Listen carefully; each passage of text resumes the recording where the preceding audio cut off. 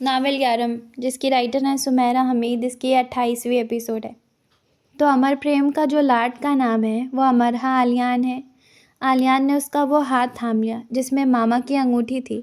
امرا نے دوپٹہ لپیٹ رکھا تھا اور سر سے وہ ذرا پیشانی سے نیچے تک جھکا ہوا تھا اور جھومر اور کانوں کے بوندے کناروں سے ایسے جھانک رہے تھے جیسے چوری چھپے آلیان کو دیکھ رہے ہوں۔ اس کا ہاتھ پکڑ کر وہ اسے اس محرابی لمبے برآمدے میں لے آیا جس کے اطراف میں کبھی راوی بہتا نظر آتا تھا اور جس کی ٹھنڈی ہوا سجدوں اور دعا کی گواہ بنی تھی۔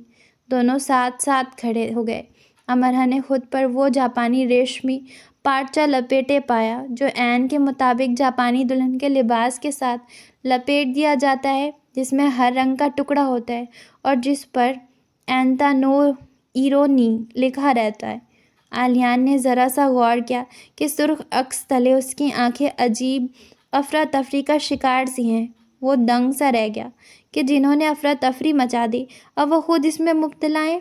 خود فراموشی کی حالت میں وہ وقت کو پیچھے چھوڑتا چلا گیا اور نیل کے پانیوں جنہیں آبی پرندے سلام کرتے جاتے ہیں کو اس کی آنکھوں میں ہلکورے کھاتے دیکھا۔ من عاشق چشم مست یار ستم، میں یار کی مست آنکھوں کا عاشق ہوں۔ واپسی میں اسے کچھ وقت لگا۔ امرا، مجھے آلیان کہتے ہیں۔ خود سے پہلے اسے وہ یاد آئی، وہ اس کا نام۔ مجھے زوجہ آلیان کہتے ہیں۔ اس کا بھی وہی حال تھا۔ دونوں چاندنی کے آب خوروں میں موجود زعفران ملے دودھ میں عکس مہتاب ہو گئے اور حبس زدہ اندھیرے کی لپیٹ میں لپٹا مقفل دروازہ نیل کے روشن کناروں کی طرف کھلتا چلا گیا جہاں رو پہلی کرنیں سفید روشنائی سے سرخ گلاب بنانے میں مگن تھی۔ سرخ گلابوں سے سجے کناروں پر انہوں نے اپنے قدم رکھے اور اپنے سفر کا آغاز کر دیا۔ کیسی حیرت انگیز بات ہے امرا کہ میں نے کبھی سوچا بھی نہیں تھا کہ ایک لڑکی جو اس شہر کی ہوگی وہ میری جان اپنی مٹھی میں لیے ہوگی۔ مجھے اس میں شک ہے۔ کس میں؟ کہ تمہاری جان میں اپنی مٹھی میں رکھتی ہوں۔ یہ اختیار تو تم رکھتے ہو۔ وہ ہنس دیا۔ یہ کیا ہے؟ اس نے انگلی سے جھومر کو چھو کر پوچھا۔ یہ تم پر بہت اچھا لگ رہا ہے۔ کتنا اچھا؟ اتنا اچھا کہ میں چاہتا ہوں تم اسے ہر وقت ایسے ہی لگائے رکھو۔ امرا من چاہی ہنسی دی۔ یہ ہر وقت نہیں لگایا جا سکتا۔ پھر بھی میں یہی کہوں گا کہ اسے ہر وقت لگایا جائے۔ امرا کے جسم میں ہلکا سا ارتعاش تھا اور آلیان یہ محسوس کر سکتا تھا۔ وہ زیر لب ہنس دیا اور امرا نے اس کی مسکراہٹ کو بڑا محبوب پایا۔ جس محبت نے اس کے دل پر قبضہ کر لیا تھا وہ اس کے نام کر دی گئی۔ ملکیت کا یہ احساس ہر بلند احساس پر حاوی تھا۔ آلیان نے سوچا جسے چھپ کر دیکھتے رہنا تھا وہ مقابل آ گیا ہے اور کون ہے جو اسے اس سے دور لے جا سکے؟ میں تم سے کچھ کہنا چاہتا ہوں امرا۔ میں تم سے وہ سننا چاہتی ہوں۔ میں تم پر مر مٹا اور مجھے اپنا مر مٹنا بہت عزیز ہے۔ دل پسند وقفے کے بعد دل پسند انداز کو اپنا کر اس نے کہا۔ امرا دیر تک ہنستی رہی۔ اور میں یہ بھی کہنا چاہتا ہوں کہ میں ناراض ہو جایا کروں گا لیکن ایسا کبھی نہیں ہوگا کہ میں تمہیں ناپسند کرنے لگوں۔ میں تم سے لڑوں گا لیکن تمہیں دور نہیں کروں گا۔ فاصلہ رکھ لوں گا لیکن تمہیں چھوڑ کر نہیں جا سکوں گا۔ اگر میں معاملات کو بگاڑوں گا تو انہیں ٹھیک کرنے کی کوشش بھی کروں گا۔ میری کچھ باتیں تمہیں تکلیف دے سکتی ہیں لیکن ایسا نہیں ہوگا کہ میں ارادتاً تمہیں تکلیف دوں۔ میں آلیان صرف تمہارا ہونے کا حق کبھی تم سے نہیں چھین سکوں گا۔ دنیا میں شاید ہی کوئی مکمل زندگی گزارتا ہو اور ہم بھی انہی میں شامل ہوں گے لیکن ایسا کبھی نہیں ہوگا کہ میں ہماری زندگی کو مکمل کرنے کی کوشش نہ کروں۔ وہ رکا کہ اب وہ بولنا نہیں سننا چاہتا تھا۔ پیغامات جو تم نے میرے لیے لکھے تھے کیا تم ان میں سے کوئی ایک مجھے اس وقت سنا سکتی ہو؟ امرا نے اسے دیکھا۔ یعنی یہ اب چاہتا ہے اسے بھی کچھ سنایا جائے لیکن ایسا بھی کیا ضروری ہے نا؟ مجھے کچھ یاد نہیں۔ وہ ایسے ہو گئی جیسے اسے تو اپنا نام بھی یاد نہیں۔ سندری امرا، اپنی یادداشت کھنگالو۔ وہ یکدم ہی دل گرفتہ سا ہو گیا۔ کیسے؟ میرے سر پر زخم آئے ہیں۔ تمہارے زخم تقریباً ٹھیک ہو چکے ہیں۔ پھر بھی ان زخموں نے میری یادداشت پر گہرے اثرات مرتب کیے ہیں اور میں تمہارے علاوہ سب بھول گئی۔ یہ بھی کہ یہ زخم مجھے کیسے آئے۔ مجھے یہ نظر نہیں آیا کہ میں مرنے جا رہی ہوں، مجھے صرف یہ نظر آیا کہ تم سے دور جا رہی ہوں۔ مجھے یہ خوف نہیں ہوا کہ میں کس تکلیف سے گزرنے والی ہوں، مجھے یہ فکر لاحق رہی کہ تم کسی تکلیف سے نہ گزرو۔ ایک عرصہ ہوا میں نے دنیا کو دیکھنا چھوڑ دیا، کیونکہ ایک عرصہ ہوا میں نے تمہارے علاوہ کسی کو نہیں دیکھا۔ بہت پرانی بات ہوئی اب یہ کہ میں کیا کیا بھول سکتی ہوں، لیکن صرف ایک تمہیں نہیں۔ تم میرے ہر معنی کی لغت ہو، میں ہر معنی تم سے کھوجتی ہوں۔ مجھے اس سے سروکار نہیں کہ دنیا کن شاہکاروں سے بھری پڑی ہے، میں صرف اس پر شکر گزار ہوں کہ مجھے کس سے نوازا گیا ہے، تم سے۔ میرے پیغامات اب تمہیں تعمر پڑھتے رہنا ہے اور انہیں یاد بھی رکھنا ہے۔ ان میں سے ایک پر لکھا ہے اینتونو ایرونی۔ آخری بات کہہ کر وہ اپنی مسکراہٹ میں بے مثال ہو گئی۔ یہ جاپانی ہے نا؟ یہ کوئی قدیم مصری زبان ہی کیوں نہ ہو، اس سے فرق نہیں پڑتا۔ ترجمہ کرنے والا اس کے ساتھ موجود تھا۔ ہاں، وہ ترجمہ کرنے کے موڈ میں نظر نہیں آتی تھی۔ اس کا کیا مطلب ہے؟ تم بتاؤ۔ امرہ کے لیے تالیاں۔ تم نے لکھا ہے تم بتاؤ۔ آلیان کے لیے تسلیاں۔ تم بوجھ کے دکھاؤ۔ آلیان دنیا میں سب سے پیارا ہے۔ ہاں ہاں نہیں، کیا میں پیارا نہیں ہوں؟ اسے لگا اسے کوئی صدمہ ملنے والا ہے۔ اتنی جلدی؟ ابھی تو اس کی شادی ہوئی ہے۔ نہیں، مطلب اس کا مطلب یہ نہیں ہے۔ یعنی میں بہت پیارا ہوں۔ اسے اسی کی فکر لگی تھی۔ اس بارے میں سوچنا پڑے گا، اس نے کہا لگایا۔ اچھا پھر اس کا مطلب ہوگا بہاریں آلیان کے دم سے ہیں۔ تم کتنے خوش فہم ہو آلیان۔ میں ایسی خوش فہمیاں پالتا رہوں گا، مجھے ایسی خوش فہمی عزیز ہے۔ آفتاب کی تابانہ کی نیل کے پانیوں میں اٹکھیلیاں کرنے میں مہو اور آبی پرندے پھڑ پھڑاتے پروں کے ساتھ ہر فکر سے آزاد آگے ہی آگے بڑھتے۔ وہ دونوں ہی نئی منازل طے کر رہے تھے اور ان کی آوازیں اپنی موجودگی کا احساس دور وادیوں میں بجتے رباب کے بے خودی لیے کی طرح دلا رہی تھیں۔ آلیان کے ساتھ پر میں شکر گزار ہوں۔ آلیان تھکنے کے لیے تیار نہیں تھا۔ نا، اس نا پر اس نے اس کی سر پر ہلکے سے ہاتھ سے ضرب لگائی۔ آئی یادداشت واپس؟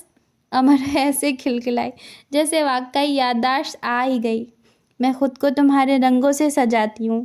رباب کے لیے دیر تک وادیوں میں گونجتی رہی اور اس گونج پر وہ پھر سے مر مٹا۔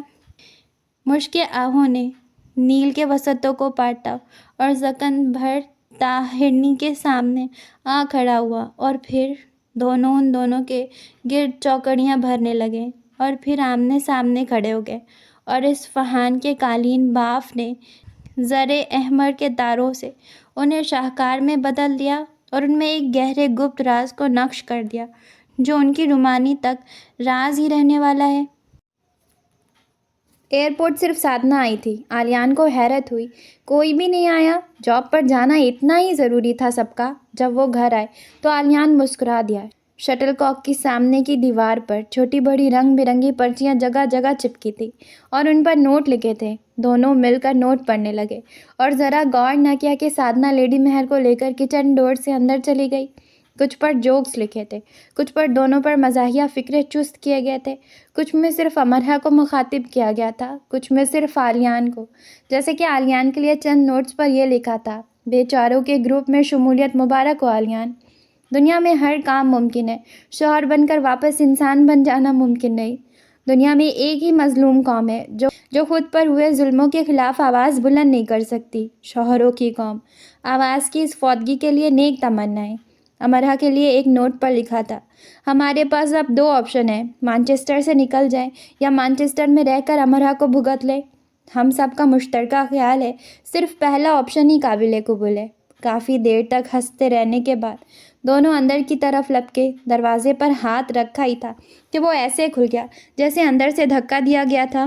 گولف بالز، پاپ کارن ببلر، کلر بالز کے ٹنوں ڈھیر نے دونوں کو کسی سونامی طوفان کی وزنی اور طاقتور لہر کی طرح آ لیا، اور وہ اس میں دب گئے اور اس میں دبے رہے، اور ان کے ہاتھوں، پیروں، منہ، سر اور نہ جانے کہاں کہاں کلر بالز مختلف رنگوں میں اپنے نقش چھوڑ گئیں، مطلب انہیں جوکر بنا گئیں۔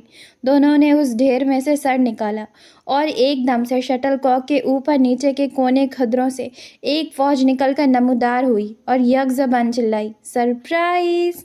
کیسا اچھا سرپرائز تھا نا. کال، ویرا، سائی سب آگے کھڑے تھے. It's show time. کال نے انگلی اٹھا کر کہا اور 1 2 3 کے بعد گلے میں جھولتے گٹار پر اس شدت سے ہاتھ مارا کہ امرہ نے اپنا سر دوبارہ ڈھیر میں دے لیا کہ مبادا وہ بحری ہی نہ ہو جائے. آلیان نے خود کو اور امرہ کو اٹھانے کی کوشش کی، لیکن گردن تک دھسے ہونے کی وجہ سے وہ ایسا کرتے بار بار گولف بال سے پھسل کر گر جاتا. تھک کر وہ وہیں بیٹھا رہا اور کال، ویرا اور سائی کا شو دیکھنے لگا، جو کسی راک سٹار کی بھدی اور خوفناک نقل اتار رہے تھے اور شادی کے سائیڈ ایفیکٹ سے لباب ہوئے گانے کو ہل جل کر اور اچھل اچھل کر گا رہے تھے. اور پیچھے شاید پوری یونی جو موجود ہوئی تھی ہل ہل کر ان کا ساتھ دے رہی تھی. ان سب کے دانت نیلے پیلے رنگوں سے رنگے ہوئے تھے اور جب وہ گانے کے لیے منہ کھولتے تو بہت دلکش منظر پیش کرتے. سائی نے آگے بڑھ کر آلیان کے سر پر کاغذ کی ٹوپی رکھ دی جس پر لکھا تھا مسٹر رائٹ، اور پھر امرہ کے سر پر رکھی جس پر لکھا تھا مسز آلویز رائٹ. گانا گاتے وہ آگے ہی آگے ان کی طرف بڑھتے آئے اور غول کی صورت ان کے اوپر جھک گئے، جیسے زمین سے نکلے ڈائناسور کے جوڑے کو ملاحظہ کر رہے ہو، اور پھر نیلے پیلے دانتوں والے منہ کھول کر یک زبان چلائے. کنگریچولیشن. امرہ نے سوچا کیسے شریف لوگ ہیں، کیسے پیارے سے مبارکباد دے رہے ہیں. شریف لوگوں میں سے ایک نے اسے ایک گفٹ دیا جو بعد ازاں امرہ نے اپنے کمرے میں بہت شوق سے کھولا اور ایک پنچ نکل کر اس کی ناک پر بڑے زور سے لگا. اس نے کتنی بار تو اس گفٹ کو فلموں اور ٹی وی میں دیکھا تھا.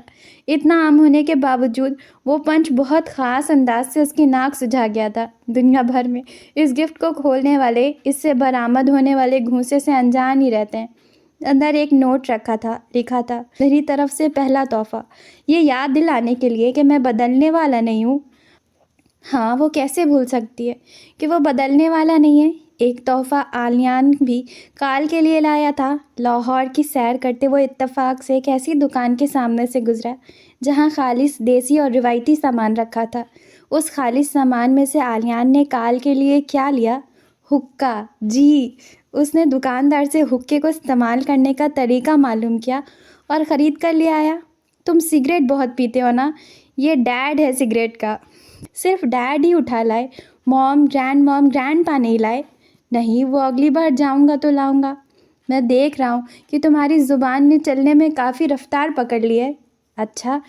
اچھا، سنا ہے کہ تم ایما کے گھر کوئی کارروائی کرنے گئے تھے اور اس کے کتے سے جا ملے. جس رفتار سے تم بھاگے دیکھنے والوں نے اس رفتار کی داد دی. سائی جو ان دونوں کے قریب ہی بیٹھا تھا اٹھ کر کھڑا ہو گیا. میرا خیال ہے تم یہ سمجھ ہی چکے ہو اب کہ جانور تمہارے دھوکے میں آنے والے نہیں اور وہ تم سے ڈرنے والے بھی نہیں. کال نے اچھل کر سائی کی گردن دبوچ لی. سائی، پوری یونی میں ایک تمہیں میں نے بچہ سمجھ کر چھوڑا ہوا تھا. تم نے ثابت کر دیا، تم بڑے ہو گئے ہو اب. سائی ہنسنے لگا. خدا کے لیے مجھے تنگ کرو، میں تم سب کا باپ بنے رہنے سے تنگ آ چکا ہوں. فکر نہ کرو، میں مستقل تمہارا باپ بنا رہ سکتا ہوں. باپ. کال نے بچے سائی کو دونوں ہاتھوں سے اٹھا کر سر سے بلند کر دیا. سائی چیخیں مارنے لگا. آلیان سائی کی مدد کو لپکا. آلیان کو انہیں ڈنر کروانے لے جانا تھا اور آلیان جانتا تھا خاص طور پر کال اس کی جیب پر کس قدر بھاری پڑنے والا ہے. دوسری طرف امرہ، ویرا، سادھنا این کو ڈنر کے لیے لے جا چکی تھی. زندگی اس معمول پر آنے لگی تھی جس سے وہ ہٹی تھی. آلیان صبح سے شٹل کاک سے اپنی سائیکل پر بٹھا لیتا. کبھی وہ ویرا کے ساتھ سائیکل پر ہوتی، کبھی وہ 3 یا 4 اپنی سائیکلوں پر ہوتے. جب وہ آلیان کے سائیکل کے پیچھے ہوتی تو وہ اسے ایک لمبے چکر کے بعد یوں نہیں اتارتا، اور کال انہیں دیکھ لیتا تو ان کی سائیکل سے اپنی سائیکل ٹکراتا، انہیں گراتا، ہاتھ لہراتا آگے نکل جاتا. اس کا ماننا تھا کہ امرہ نے برازیلا میں ایسی بہادری کا مظاہرہ کیا اور ایسے زخم کھائے کہ اب یہ چھوٹے موٹے زخم اس کے لیے کوئی معنی ہی نہیں رکھتے، اور ایسے چھوٹے موٹے زخم اس سے اکثر لگ بھی جائیں تو کیا فرق پڑتا ہے. رات کو جاب سے واپسی کے بعد اور اپنے ہال جانے سے پہلے وہ اس کے کمرے کی کھڑکی تک آتا اور کچھ دیر ٹھہر کر چلا جاتا. وہ سیٹی پر نئی نئی دھنیں بجانے لگا اور باہر آنا چمک نے مستقل اس کی آنکھوں میں بسیرا کر لیا. اب وہ سائیکل کو گول گول دائروں میں گھماتا اور اس دائرے کے اندر امرا کو کھڑا کر لیتا۔ اب اس کی ضرورت نہیں رہی تھی کہ وہ یونی میں اس کے پیچھے پیچھے رہے، کیونکہ اب وہ اس کے ساتھ رہتا تھا۔ اور اب یہ سوال کہ کلاس کے بعد وہ کہاں مل سکتا ہے کا جواب امرا کے ساتھ بھی پرانا سا ہو چکا تھا۔ آلیان نے اپنے سارے گمشدہ احساس پا لیے اور اس نے بڑے جامع انداز سے خود کو اکٹھا کر لیا۔ ولید البشر نے ایک اور بار پھر کوشش کی تھی اسے اپنے کام لانے کی، اور اس بار اس نے بھڑکے بنا بہت آرام سے اس کے ذہن میں یہ نشین کر دیا کہ ایسا ہونا ممکن نہیں۔ ماما مارگریٹ کی ساری ڈائریاں اس نے امرا کو دے دی کہ وہ انہیں پڑھ لے اور جان لے کہ اس کی ماں کیسی خاتون تھی، وہ کیسی خاتون تھی۔ یہ جاننے کے لیے امرا کو ڈائری پڑھنے کی ضرورت بلا شبہ نہیں تھی۔ آلیان کی ذات میں ان کی شخصیت بہت اچھے سے نمایاں ہو جاتی تھی، لیکن اس نے ڈائریاں اس نظر سے ضرور پڑھی جس نظر سے آلیان پڑھتا رہا ہوگا۔ مانچسٹر کی سڑکوں پر چہل قدمی کرتے، بارش کی پھوار سے خود کو بھگوتے اور کسی گمنام ریسٹورینٹ کے اکیلے پرسکون گوشے میں بیٹھ کر کافی یا سوپ پیتے، وہ اسے اپنے بچپن کی باتیں سناتا۔ وہ اسے بتاتا کہ اس کی ماں دیکھنے میں کیسی تھی، اور کبھی وہ مسکرا دیتی تھیں تو اپنے حسن کو کیسے مکمل کرتی تھیں۔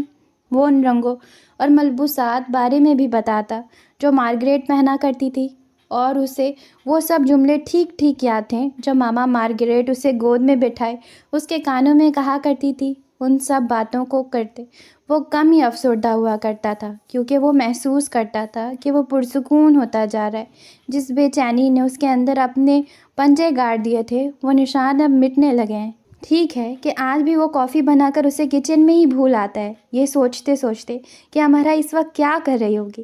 وہ اسے فون کرتا ہے، اس سے بات کرتا ہے، فون بند ہوتے ہی وہ پھر سوچنے لگتا ہے کہ اب امرا کیا کر رہی ہوگی، اور کبھی کبھی وہ ہال میں اپنے کمرے میں سوتے ہوئے گھبرا کر اٹھ بیٹھتا ہے۔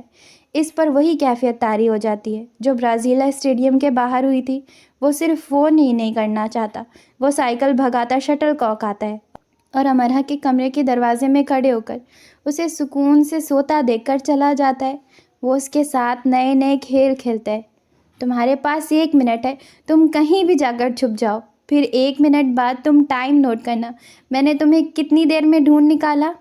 وہ دونوں ہفتے کی شام ایک پل پر کھڑے تھے، ہلکی ہلکی بوندا باندی ہو رہی تھی، آس پاس کافی رش تھا اور اسے چھپ جانے کے لیے کہہ رہا تھا۔ ٹھیک ہے، اس نے سر ہلایا۔ آلیان نے اپنا رخ اس سے موڑ لیا۔ 1 منٹ گزرا تو وہ اسے ڈھونڈنے کے لیے نکلا، اور جیسے کہ اس میں امرا نامی رڈار فکس تھا، اس نے ٹھیک 1.5 منٹ کے اندر آئس کریم کھاتے انکل آنٹی کی آڑ میں چھپ کر چلتی امرا کو جا لیا اور انگلی اٹھا کر کہا، فریز، اب تمہاری باری۔ امرا نے مسکرا کر کہا اور رخ موڑ لیا، اور 1 منٹ گزرا۔ وہ ذرا سا آگے ہوئی اور ٹھوکر کھا کر گر گئی۔ 15 سیکنڈ کے اندر اندر اس نے آلیان کو ڈھونڈ نکالا، کیونکہ آلیان خود بھاگتا ہوا اس کے پاس آ گیا۔ وہ سڑک پر گری کہکہے لگا رہی تھی، کتنی بڑی ڈرامے باز ہو تم، چلو پھر سے کرو۔ وہ ساری بات سمجھ گیا۔ میں پھر گر جاؤں گی، تم پھر سے آؤ گے۔ اگر یہ ڈرامہ 100 بار ہوگا تو تم 100 بار اس جال میں آؤ گے، تمہیں ہر بار یہی لگے گا، اوہ اس بار یہ سچ میں گر گئی۔ ہر بار تم اس جھوٹ میں آؤ گے، تم رہ ہی نہیں سکتے۔ امرا کے کہکہے بلند سے بلند ہوتے جا رہے تھے۔ آلیان نے غور سے امرا کو دیکھا۔ تو تم نے کال سے کلاسز لینی شروع کر دی؟ میں گئی تھی اس کے پاس، اس نے کہا ایڈمیشن بند ہو چکے ہیں۔ وہ اٹھ کر کھڑی ہوئی۔ اس نے ایڈمیشن بند ہونے کا کہا یا تم انٹری ٹیسٹ میں فیل ہو گئی؟ آلیان نے جاندار کہا لگایا۔ امرا بھی ہنسنے لگی۔ آلیان نے چھپ جانے اور ڈھونڈ نکالنے کے اس کھیل کو کسی اور دن کے لیے اٹھا رکھا۔ اب وہ اسے اس خواب بارے میں بتانے لگا جس میں پھولوں سے سجی کشتی ان دونوں کو بٹھائے پانی پر رواں تھی، اور اس نے سوچ لیا وہ اس خواب کو حقیقت میں بدلنے کا وعدہ بھی اس سے کر لے گا۔ لیڈی مہر چند دن مورگن کے پاس جا کر رہ آئی۔ وہ نانی بن گئی تھی اور انہیں یہ سمجھ نہیں آ رہی تھی کہ وہ خدا کی کس کس نعمت اور کس کس رحمت کا شکریہ ادا کرے۔ خدا نے مجھے کیسے اور کتنا نواز دیا ہے، وہ تشکر سے کہتی۔ انسان دوست انسانوں کو خدا نوازتا ہی رہتا ہے، اور وہ کبھی دکھی نہیں ہوتے، کیونکہ وہ دوسروں کے دکھوں کو سکھوں میں بدلنے میں لگے رہتے ہیں۔ وہ جو دل میں کوئی تعصب رکھتے ہیں، نہ نظر میں حسد، یہ لوگ جو دنیا میں کم ہی ہوتے ہیں۔ اگر نہ ہوں تو زمین بے آباد اور بنجر ہونے میں وقت نہ لے۔ ویرا کا بھائی الیکسی چند دنوں کے لیے مانچسٹر آیا اور ایک کار میں ٹھس کر انہوں نے اسے مانچسٹر اور لندن گھمایا۔ بیچارہ سائی کال آلیان کے ساتھ پچھلی سیٹ پر بیٹھے پچک پچک کر چنا منا سا ہو گیا تھا۔ ویرا کار چلاتی لہراتی رہی اور امرا پوری قوت سے چلاتی رہی۔ جاتے وقت وہ ویرا کے گوش گزار ایک بیان جاری کر گیا: اگر تم ان سب کو روس لانے کا ارادہ رکھتی ہو، میں پہلے ہی بتا دیتا ہوں، روس کے ٹکڑے ہونے کے بعد یہ دوسرا سہانے ہوگا جو روس پر گزرے گا۔ روس پر کیسا ہی بڑا سہانا گزرتا، ان سب کو وہاں جانے سے کوئی نہیں روک سکتا تھا۔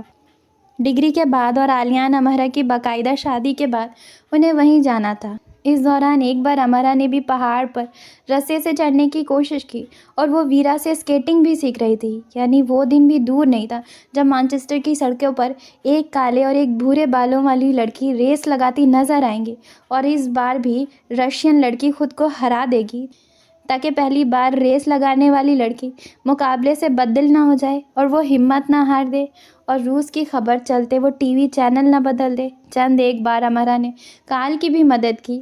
ایک بار اسے ایما کا جوتا لا کر دیا اور ایما کو بھی ننگے پیری انہی سے گھر جانا پڑا۔ جوتے والی حرکت پر شرمندہ ہوتی امرا ایما کے گھر معذرت کرنے اور یہ ثابت کرنے گئی کہ اسے بھی معلوم نہیں تھا کہ کال اس کے پاس سے جوتا چھین کر لے جائے گا۔ ایما کے لیے کافی بنانے کچن میں گئی اور ایما کے پیچھے کچن تک جاتے راستے میں آتے لاؤنج بیڈ روم چند ریکس کے قریب سے گزرتے امرا نے اپنی کتابوں میں دبی ایک فائل کھول کر خالی کرنی شروع کر دی۔ کچھ زیادہ نہیں، فائل میں کاکروچ کی ایک ننھی منی سی فوج آباد تھی جو ایما کے گھر پر پرورش پانے والی تھی۔ ایما امیر باپ کی نازک اندام کاکروچ کو خونی بلا سمجھنے والی پیاری سی بچی تھی۔ کچھ زیادہ نہیں ہوا، ایما کا نروس بریک ڈاؤن ہوتے ہوتے رہا۔ کاکروچ تھے کہ ہر طرف سے نکلتے ہی آ رہے تھے۔ اتنے کاکروچ تو اس کے پورے خاندان نے اپنی پوری پیدائشی اور وفاتی تاریخ میں نہیں دیکھے تھے۔ خیر، امرا کا کاکروچ سے کیا تعلق، وہ تو کافی پی کر آ گئی تھی واپس۔ اور پھر ایما کو سائیکل ریس چیلنج بھی دے دیا۔ ایما کی سائیکلنگ اچھی تھی، صرف انجوائمنٹ کے لیے اس نے چیلنج قبول کر لیا، اور جب وہ وننگ لائن کراس کرنے جا رہی تھی کہ ایک چھرا اس کے سر پر سے آ کر لگا اور وہ بیچاری ایسے گری کہ 2 دن یوں ہی نہیں آ سکی۔ کہتے ہیں محبت اور جنگ میں سب جائز ہے۔ شاید ایما نے نہیں سنا تھا، البتہ کال نے سنا بھی تھا اور یاد بھی کر لیا تھا۔ کال کو برا بھلا کہتے بلکہ برا بھلا ثابت کرتے امرا نے ایما کے متوقع شو کے پاس بھی حاصل کر لیے۔ آرٹ اسٹوڈنٹ کی حیثیت سے اپنے ڈیزائن کیے گئے ملبوسات کو پہن کر وہ خود بھی ریمپ واک کر رہی تھی۔